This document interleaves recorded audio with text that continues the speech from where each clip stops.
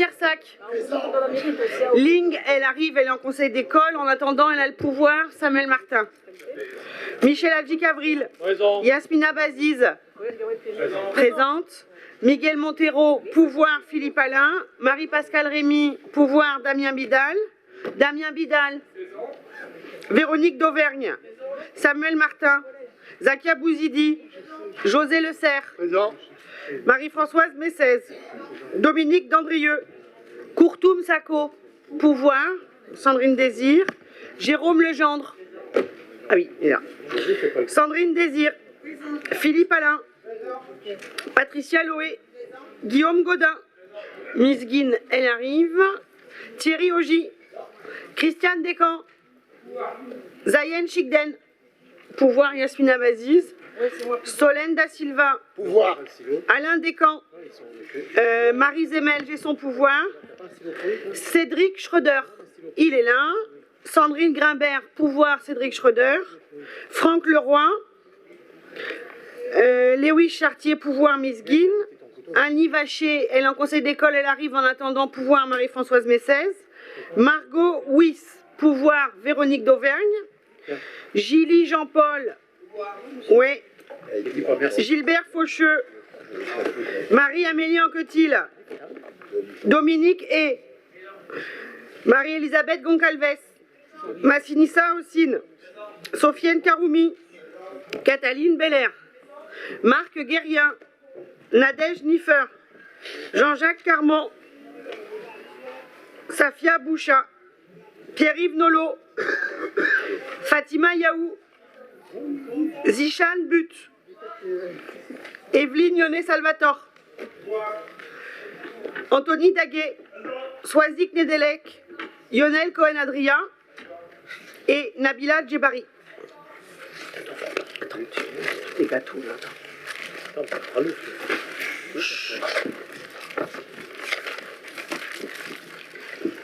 Je peux m'installer.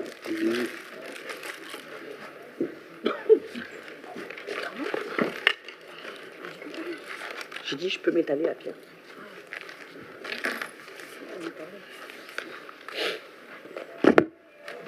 Alors, chers membres du conseil municipal, chers Albertivillains, bonsoir à tous. Déjà saluer la présence d'Adrien Delecroix et des équipes de Pleine Commune qui nous présenteront la première délibération. Merci d'être là. En propos liminaire, ce soir, je veux d'abord avoir une pensée pour tous ceux qui, de près ou de loin, sont touchés par le conflit qui fait rage en Israël et en Palestine. Il y a un mois, le 7 octobre 2023, le Hamas lançait une attaque terroriste d'une grande violence et d'une grande inhumanité contre Israël et ses habitants. En représailles, Israël a lancé une vaste offensive à l'encontre du Hamas dans la bande de Gaza qui a fait de nombreuses victimes civiles. Des milliers d'enfants, de femmes et d'hommes ont déjà péri des deux côtés. Je veux également avoir une pensée pour les 200 otages israéliens. Aujourd'hui, c'est à la fois en tant que maire de la ville et citoyenne que j'apporte mon soutien à toutes les victimes civiles de cette guerre, quelle que soit leur patrie ou leur religion. Aussi, dans plusieurs des villes de notre pays, dont Aubervilliers, le conflit a révélé un antisémitisme décomplexé. Il nous faut tous le condamner avec la plus grande fermeté. À Aubervilliers, vous le savez, des tags antisémites et des étoiles de David ont été constatés. Je les ai immédiatement signalés au commissaire de police afin que les auteurs puissent être appréhendés et condamnés avec la plus grande sévérité. Je remercie également les services de la police municipale qui font preuve d'une grande vigilance, les services de propreté de Pleine Commune qui sont mobilisés et tous les Albertivillariens qui nous font des signalements via l'application Auberappli. J'ai également rencontré les responsables de l'école Schneor pour les assurer du soutien de la municipalité et mettre en place, avec la police nationale et municipale, une protection adaptée des entrées et des sorties d'école. Et évidemment, les rassurer. Notre directrice prévention-sécurité travaille également avec les services de Pleine Commune à un meilleur cheminement des bus de l'école et je les en remercie. De cette terrible réalité qu'il me tenait profondément à cœur d'évoquer avec vous ce soir, j'en reviens au sujet qui nous réunit aujourd'hui, notre ville. Avant d'aborder l'ordre du jour, je tiens à revenir sur deux événements organisés au cœur d'Aubervilliers. Ils portent avec eux des ambitions que nous défendons depuis notre arrivée aux responsabilités. Le 3 novembre dernier, nous sommes très fiers d'avoir inauguré l'école des gardiens de l'OPH. Cet événement marque l'aboutissement d'un projet original, véritable symbole d'une action continue et assurée en faveur du rétablissement d'un OPH de qualité au service des locataires. À Aubervilliers, nous avons désormais une école qui permettra de valoriser un métier qui constitue un maillon fondamental du vivre ensemble au sein du patrimoine de l'OPH, mais aussi de notre ville tout entière. Depuis mars 2023, les premières formations ont été initiées et les retours que nous avons eus, tant des bénéficiaires, des tuteurs que des locataires, sont extrêmement positifs. Nous posons là une pierre de plus à l'édifice que nous voulons bâtir en matière de logement social et de qualité de vie de nos habitants. Je suis également très fière car dans quelques jours, le 15 novembre prochain, se déroulera la seconde édition des Assises contre les violences faites aux femmes. Comme vous le savez, j'ai souhaité que ces assises se tiennent annuellement. Elles constituent un dispositif de lutte contre ces phénomènes et il est impératif de les inscrire dans le temps pour marquer notre action. Je le rappelle, on avait initié ces assises à l'issue des 2 féminicides qui avaient frappé notre ville avec, entre autres, cette volonté conjointe qu'on puisse se saisir de ces sujets à Aubervilliers et qu'on puisse parler sur ces sujets d'Aubervilliers de manière positive et être proactive. Cette seconde édition met en lumière une problématique de premier plan s'agissant de ces dites violences. Mieux repérer et mieux accompagner les enfants co-victimes. Parce que s'engager contre les violences conjugales, c'est vouloir mettre fin à des violences qui touchent particulièrement les femmes, mais pas seulement. En France, ce sont 143 000 enfants qui vivent dans des foyers où les femmes sont victimes de violences conjugales. Ils sont parfois les spectateurs de ce terrible spectacle quotidien, souvent co-victimes, et c'est ainsi leur développement, leur santé et leur perception des relations entre les femmes et les hommes qui en sont gravement affectés. Il est impératif que tout un chacun puisse se former progressivement à la reconnaissance des signaux d'alerte. Un silence, un regard, un geste, si subtilement perceptible, mais que l'enfant ne peut exprimer autrement bien souvent. Avec cet événement, c'est un combat que nous portons depuis les premiers jours de notre engagement, que nous inscrivons au cœur de notre ville. Celui de l'égalité, dont nous montrons et montrerons toutes les vertus à qui en doute encore. Ces assises seront aussi le point d'orgue de toute une programmation riche qui se déroulera tout au long du mois de novembre. Ateliers de sensibilisation, expositions, rencontres, ciné-débats, théâtre. Et je remercie l'ensemble des services qui sont mobilisés pour l'organisation de ces événements. Je souhaitais évoquer avec vous aujourd'hui ces 2 événements avant que nous commencions, parce qu'ils sont la preuve qu'Aubervilliers s'engage et qu'Aubervilliers montre l'exemple.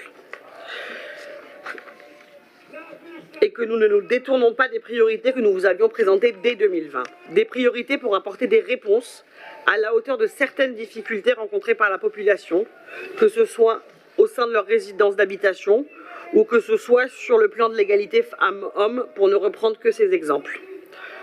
Nous nous investissons pour offrir à chacun un accompagnement et des leviers pour pouvoir agir. Je suis fière d'engager notre ville sur ces chemins pour que nos prises de position soient pérennes et que les Abertivillariens soient fiers d'évoluer dans une ville qui porte ses idées. Je vous remercie. Je propose que nous passions à l'ordre du jour avec sur le premier point, le secrétaire de séance, c'est Gilbert Faucheux. La question 155, donc présentation par pleine commune du plan local d'urbanisme intercommunal, débat sur les grandes orientations du projet d'aménagement et de développement durable, et je laisse la parole à Adrien Delacroix. Merci Madame le maire.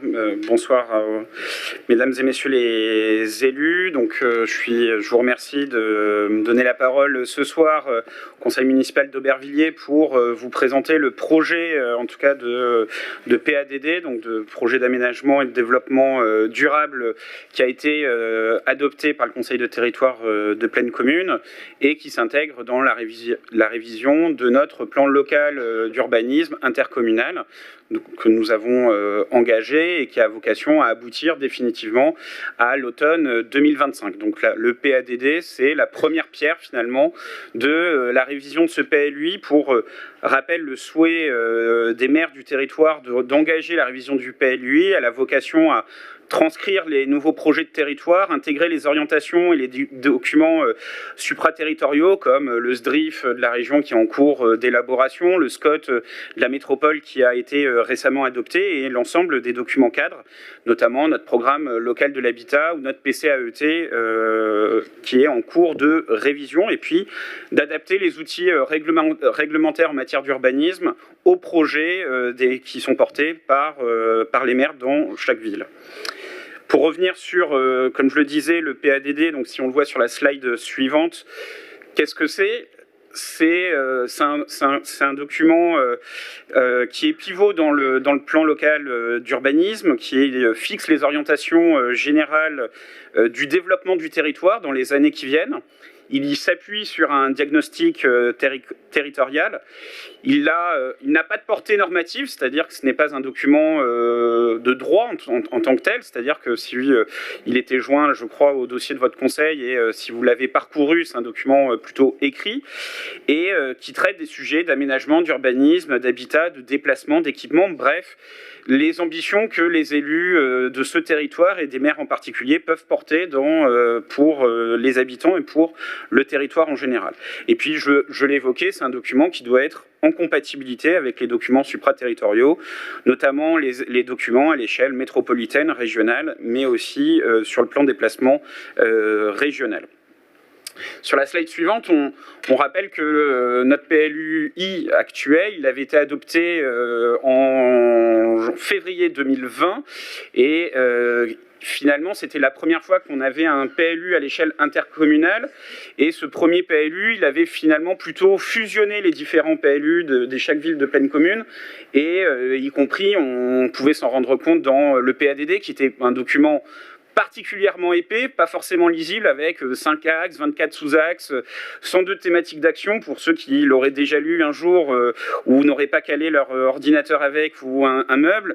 Il n'était pas forcément facile à s'approprier et il manquait peut-être un peu de cohérence. Et donc le souhait, c'est aussi et on le voit sur la slide suivante, de s'appuyer sur les documents et les réflexions qui ont été mises en œuvre à pleine commune et auxquelles les maires, l'ensemble des élus territoriaux ont été associés. Donc on le voit sur la slide suivante, notamment pour partir le point de départ sur le manifeste pour un territoire à vivre, qui montrait la volonté, les orientations en matière d'aménagement, de développement du territoire, avec une attention forte sur un territoire qui doit être en transition écologique, qui doit avoir une attention aussi particulière à l'emploi local. Donc si on peut passer sur la slide suivante, s'il vous plaît, merci. Donc qui s'appuie, donc comme je le disais, du manifeste pour un territoire à vivre et enrichi des différents éléments, des sujets de discussion que nous avons eus à l'échelle du territoire sur les enjeux de transition écologique, d'atteinte de neutralité carbone à échéance 2050, le programme de l'habitat local de l'habitat qui fixe une ambition forte d'être un territoire bâtisseur, mais aussi avec des exigences fortes en matière de qualité de bâti, de diversification et de diversité de logements et de logements de qualité, mais aussi les enjeux de logistique urbaine, de stationnement. Et puis il est évidemment alimenté par les orientations, les souhaits des maires et de la population. À cet effet, on a sollicité tous les maires, on a organisé différentes réunions avec les élus territoriaux, on a engagé aussi une démarche volontariste auprès des habitants avec un questionnaire qui a été envoyé à l'ensemble, qui a été diffusé dans l'ensemble des boîtes aux lettres de pleine commune et qui permet d'enrichir aussi la réflexion globale qui a été menée. Sur la slide suivante, donc on voit les différentes échéances qui ont eu lieu avant l'adoption de ce projet de PADD qui a eu lieu en juin de cette année, et des différents échanges que nous avons pu avoir, soit avec des élus thématiques dans le cadre de leur fonction d'adjoint, mais aussi les élus du territoire, des élus territoriaux, quelle que soit leur sensibilité, qui ont pu participer à enrichir le débat en complément des rencontres avec les villes et les premières réunions que nous avons menées depuis en réunion publique. Pour revenir sur les slides suivantes, Donc, si on peut passer encore, on montre la cohérence, comme je vous le précisais, de partir, de s'appuyer sur le manifeste pour un territoire à vivre, avec deux éléments importants, penser un développement économique au service du territoire, au service de ses habitants, et puis de penser un mode de vie intense mais serein sur notre territoire. Sur la slide suivante, on voit qu'en partant de là, on le décline en trois axes avec trois priorités. Un développement économique, du coup, au service de l'intérêt général. La transition écologique et la santé et la résilience. Et puis enfin, les modes de vie intenses et sereins. Sur la slide suivante, on voit que le choix qui a été fait, c'est de mettre et de placer la transition écologique en tête des priorités et un peu dans un rôle assemblier de l'ensemble des orientations et d'en faire une grande priorité à l'échelle du territoire. Ça ne veut pas dire qu'elles sont hiérarchisées, mais c'est bien de donner une cohérence aux autres éléments, aux autres thématiques en partant des enjeux de transition écologique pour notre territoire et puis en découlant les autres sujets. Et puis sur la slide suivante, on voit les trois axes qui donnent lieu à 10 grandes actions, finalement, 10 grandes orientations. C'est sur les enjeux de transition écologique, accélérer la réduction des émissions de carbone et viser la neutralité carbone à échéance 2050. C'est de penser un urbanisme dans nos opérations d'aménagement, dans notre façon de faire la ville, qui soit favorable à la santé, qui prenne en compte les nuisances de pollution atmosphérique, de pollution de l'air, mais pollution aussi sonore. Et puis d'avoir une attention forte aussi à la place du vivant dans la manière dont on développe le territoire. Et puis, sur un mode de vie, en tout cas une vie intense et sereine, c'est de penser l'accès de tous à un logement diversifié et de qualité. C'est de penser des quartiers vivants et multifonctionnels et de sortir parfois de ce qui a pu exister par le passé sur ce territoire, de quartiers qui seront soit seulement dédiés aux activités économiques, soit aux activités de bureau, soit aux activités résidentielles, mais de penser que pour faire une ville qui fonctionne tout au long d'une semaine, tout au long d'une année, quelle que soit aussi la semaine et le temps dans la journée, c'est de penser aussi les fonctions un peu plus variées à l'échelle des quartiers. Et puis de penser notre territoire comme un territoire hospitalier, un territoire de rencontre. C'est vrai pour les grands événements, mais c'est vrai aussi pour un territoire qui accueille, c'est une tradition et c'est l'histoire de ce territoire, d'être un territoire qui accueille des habitants et qui en est que plus riche. Et puis enfin, c'est la question aussi sur l'augmentation de la part des déplacements décarbonés. Quand on dit déplacements décarbonés, c'est tout simplement les mobilités actives, le piéton, le vélo, le développement des transports en commun, et donc aussi de penser le développement du territoire assis sur ces enjeux-là, et de le traduire aussi d'un point de vue réglementaire demain dans la révision de notre plan local d'urbanisme.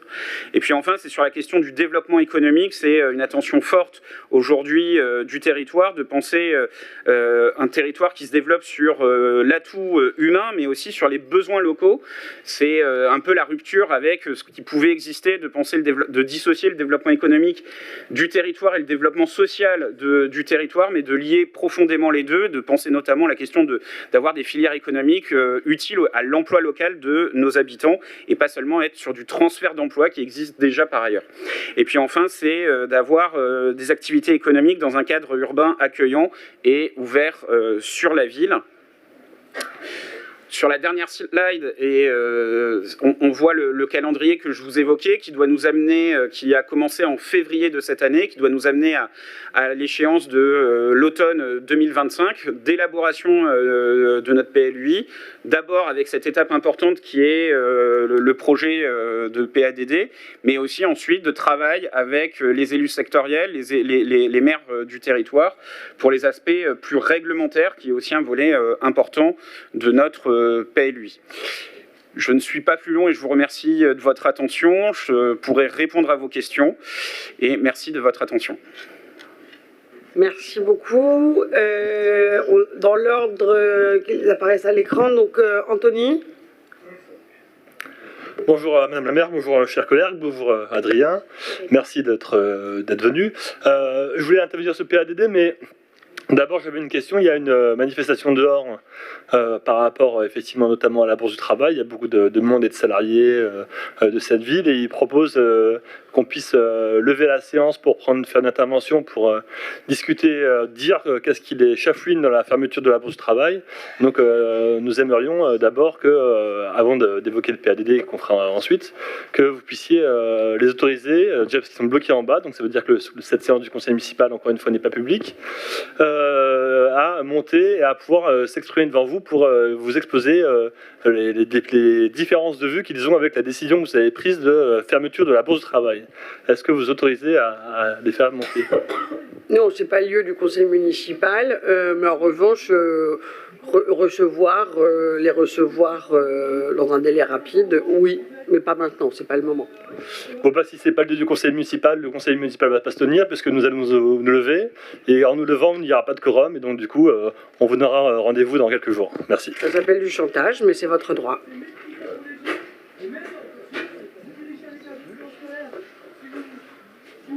C'est organisé, ça. On dirige pas le collectif comme ça, on parle pas à des gens comme ça.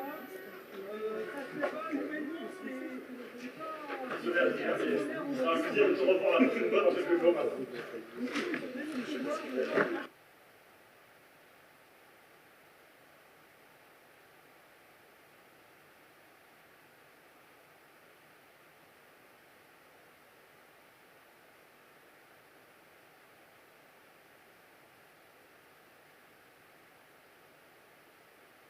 Faire une suspension de séance.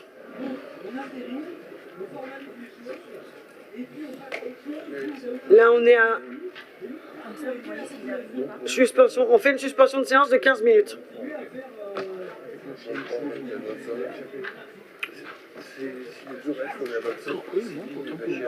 Elles arrivent quand? Bah, je dis ça juste pour savoir, vous partez ou vous restez avec...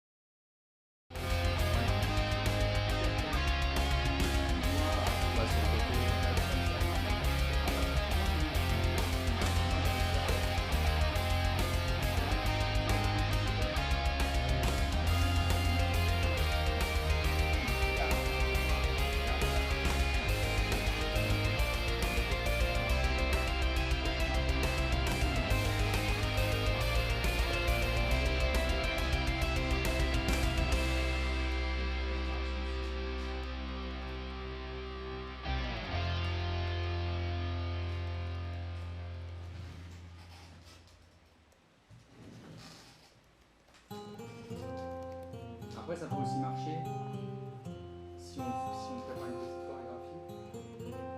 Moi, je le fais très bien aussi. Ça peut faire aussi. Oui.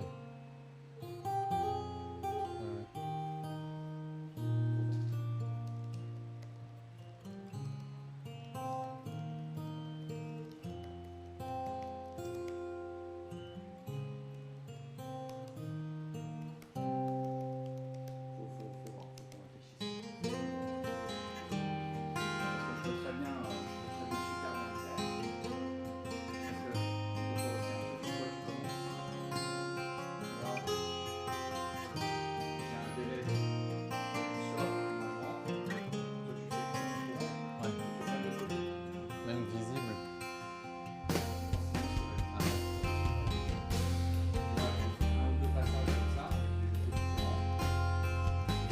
Mon Paul se fait 2 tours là, c'est une casquette. J'arrive à l'arrière, j'arrive au deuxième tour, attends, c'est quand même.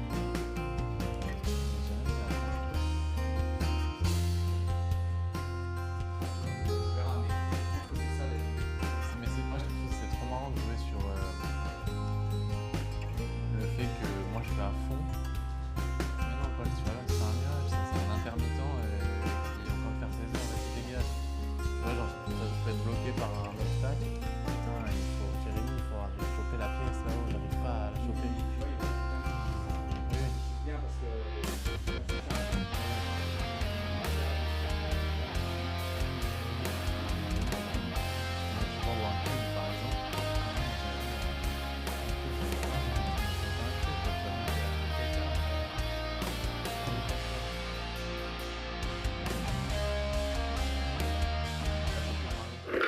peux demander à tout le monde de reprendre place et quelques minutes d'attention, s'il vous plaît.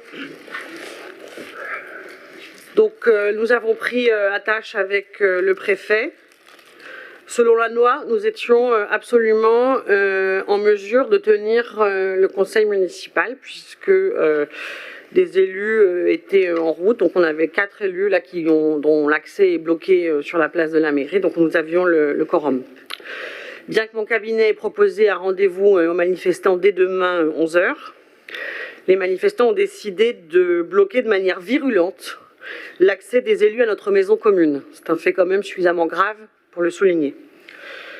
Vu le contexte qui empêche la tenue des débats démocratiques de manière sereine, j'ai pris la décision d'éviter tout affrontement et de mettre ainsi qui aurait mis nos élus en danger et de reporter le conseil municipal. Je vous remercie.